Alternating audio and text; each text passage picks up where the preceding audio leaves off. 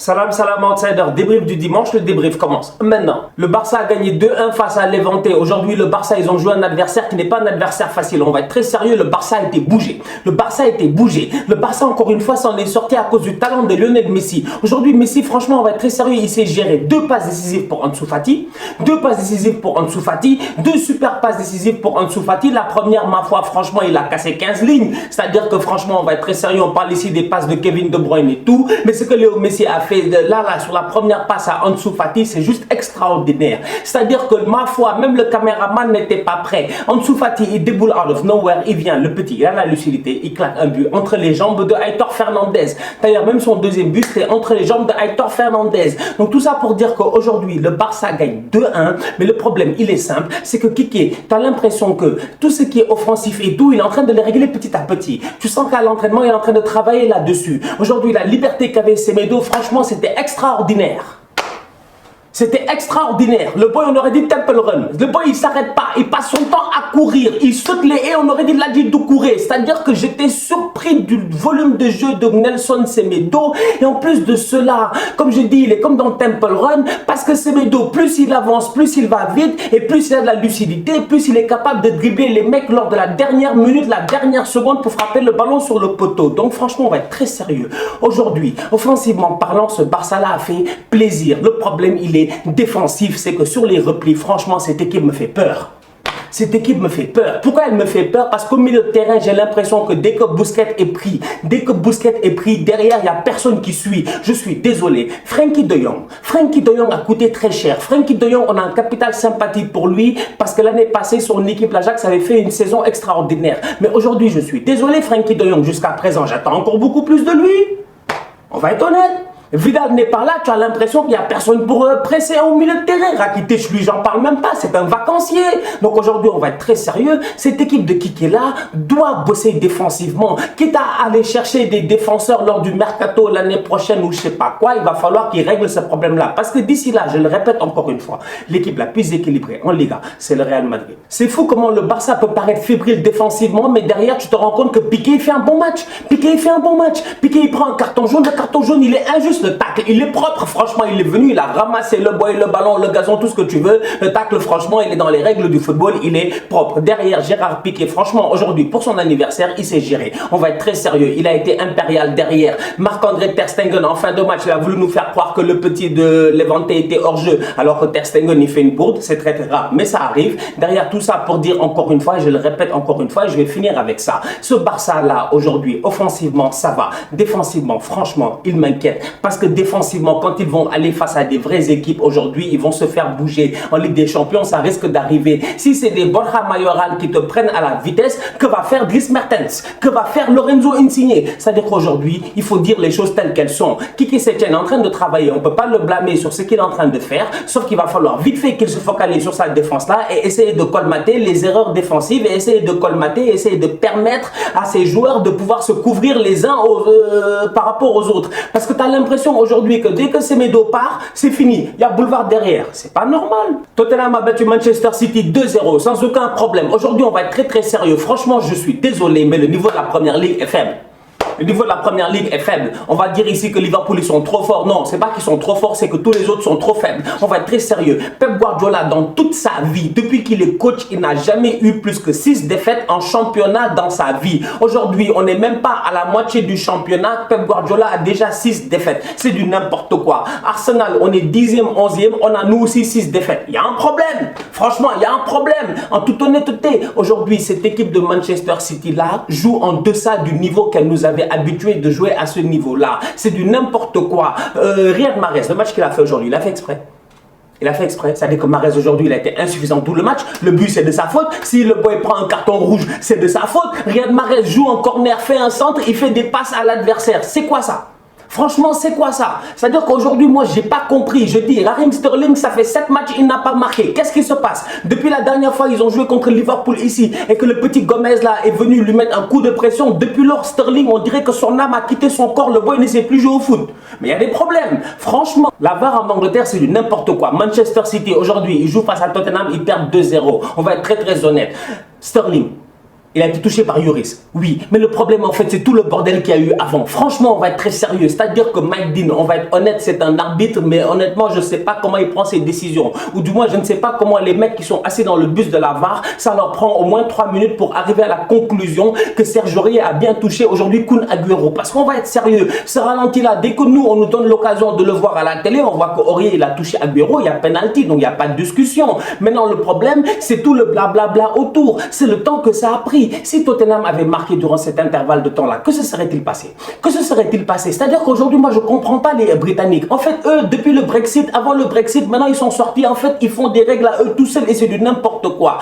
On va être très, très sérieux. Aujourd'hui, quand on tire le penalty et que Gundogan vient rater sur l'arrêt de Hugo Lloris, d'ailleurs, shout-out à Hugo Lloris qui revient et qui permet à Tottenham aujourd'hui d'avoir une certaine sérénité défensive. Parce que cette équipe de Tottenham-là, ça fait longtemps qu'elle n'avait pas eu de clean sheet. Mais depuis que Lloris est revenu, tu sens que le gars est en forme. Franchement, il amène cette sérénité-là dans cette défense-là. Il amène cette sérénité-là au Alderweireld et tout. Donc aujourd'hui, Hugo Lloris qui avait arrêté un penalty de Kun Aguero il y a quelques mois là en Ligue des Champions face à Manchester City. Aguero a eu peur. Il a dit je tire pas, je donne à Gundogan. Gundogan vient, il rate le penalty. Lloris fait son arrêt. Sterling poursuit le ballon. Sterling il tombe. À ce moment-là, je me dis soit tu siffles penalty, soit tu donnes carton jaune pour simulation. C'est un des deux. McDean ne fait aucun des deux. Il fait le tour du terrain pour aller distribuer des cartons jaunes comme ça, comme lettre à la poste. On va être très sérieux. Franchement, aujourd'hui, ce City Tottenham-là a été intéressant, mais il a été entaché par l'arbitrage qui a été nul. 2 tirs, 2 buts, je blâme qui? Otamendi, franchement, on va être sérieux. Nicolas Otamendi, on le dribble comme du n'importe quoi. Otamendi, mais franchement, c'est pas possible comment Otamendi, il est faible.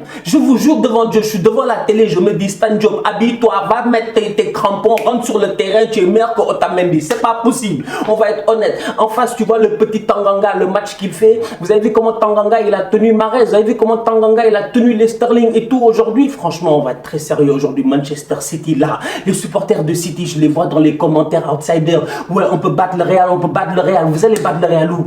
Vous allez battre le Real comment? Les gars, offensivement, oui, les gars peuvent claquer des buts, même si Mahrez et tout ça, là, ces temps-ci, ça va pas. Mais défensivement, il n'y a rien. Défensivement, il n'y a personne. Fernandinho, on veut nous le forcer comme défenseur central. C'en est pas un. En toute honnêteté, Benjamin Mendy, il est constamment en vacances. Encore une fois, aujourd'hui, il n'était pas là. C'est du n'importe quoi. Franchement, on va être très sérieux. Je suis désolé. Je suis désolé. Mais cette équipe de Manchester City, là, est en train de jouer bien en bas du niveau auquel on était habitué. Et aujourd'hui, on veut nous faire croire que c'est Liverpool qui est trop fort. Moi, j'ai dit Liverpool, ils sont forts. Oui, c'est vrai. Mais derrière tous les autres, ils sont nuls. Très beau but de la part de Bergwijn, il vient d'arriver du PSV Eindhoven. D'ailleurs, aujourd'hui, il aurait pu jouer Ajax contre PSV Eindhoven. L'Ajax a gagné 1-0 sur un but de Quincy Promes.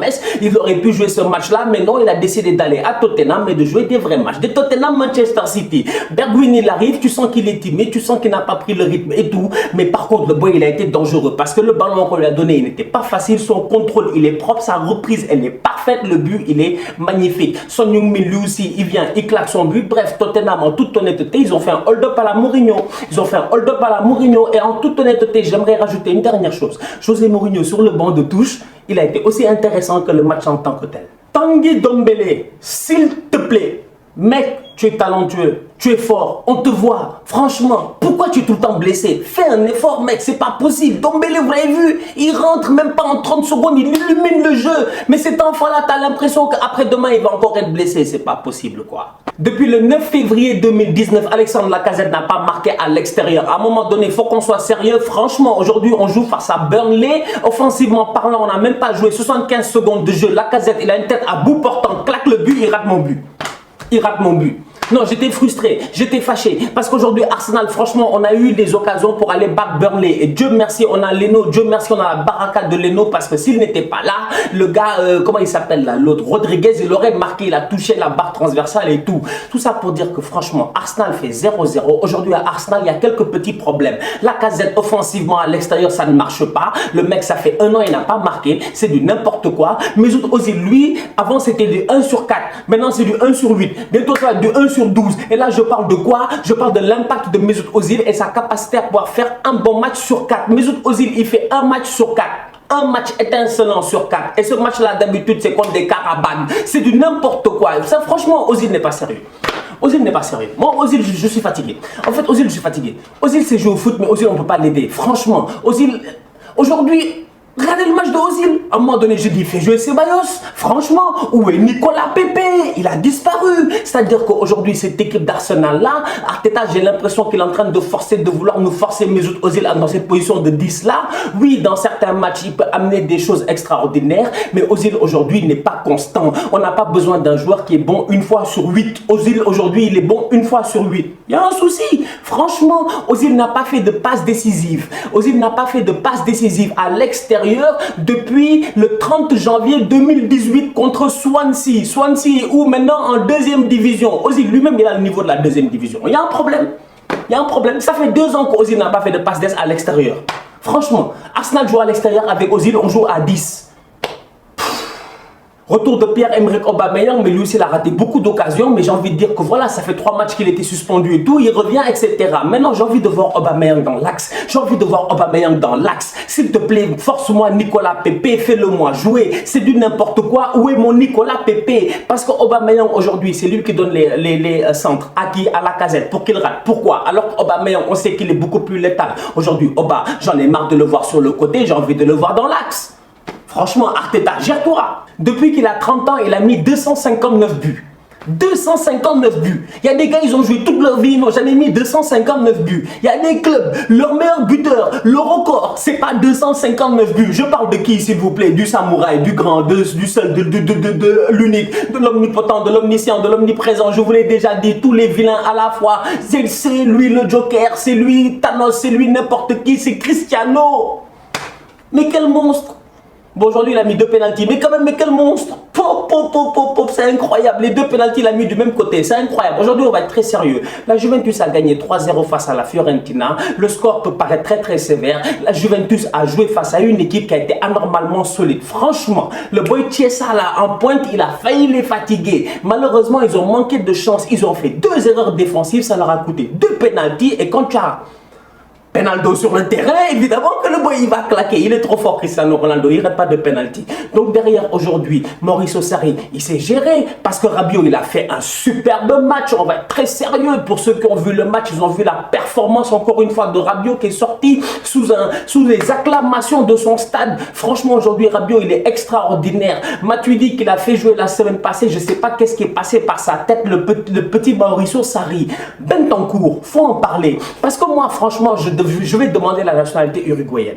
Je vais demander la nationalité uruguayenne. Je m'en fous, je veux boire mon maté et manger mon mafé. Parce que je vous dis, on va être très très sérieux. Ces Uruguayens-là, ils sont trop chauds au milieu de terrain. L'Uruguay aujourd'hui, ils ont Bentancur. Top player, pour ceux qui ont vu le match encore une fois, il est au top de sa forme cette saison avec la Juventus. Ils ont Torreira. Bon. C'est un tocard, mais en ce moment, franchement, on va être très sérieux. Torreira, nous tous, on le connaît. On a vu Torreira, etc. à la Coupe du Monde et tout. Et à côté, ils ont Valverde. Mais t'as Valverde, Torreira et puis le boy Bentancur. Mais c'est quel genre de milieu de terrain, ça?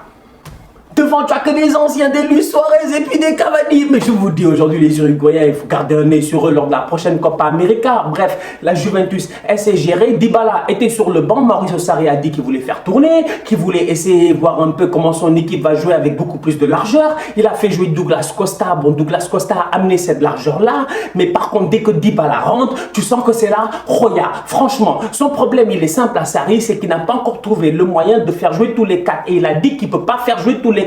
Pourquoi? Parce qu'il dit que s'il fait jouer Dybala, Higuaín, Cristiano et tout, ça l'oblige à avoir Cristiano sur le côté gauche et d'un point de vue excentré. Et à notre humble avis et à l'avis de Mauricio Sarri aussi, ce serait un total gâchis d'avoir Cristiano Ronaldo sur le côté gauche. D'autant plus que Cristiano Ronaldo, on le connaît, renard des surfaces. Donc aujourd'hui, on va être très sérieux. La Juventus a gagné 3-0 face à la Fiorentina. Le score peut paraître sévère, mais derrière, c'est mérité. L'Inter a gagné, la Lazio a gagné au classement. Ça change rien. La Juventus est première, deuxième c'est l'Inter, troisième c'est la Lazio, le Milan, ils sont toujours là. Ce qui est intéressant, ils n'ont pas perdu. Ils ont fait match nul 1-1 face au Hellas Vérone, si je ne me trompe pas. Mais ce qui est intéressant, c'est que Zlatan n'était pas là, mais l'effet placebo, il est toujours là. Parce que Zlatan n'est pas là, et même malgré ça, ils enchaînent un 7e match sans défaite. Franchement, chapeau. On se capte très très bientôt pour un nouveau débrief. D'ici là, on continue à liker, on continue à partager. Vous connaissez la chanson, on active la cloche. Tous outsiders.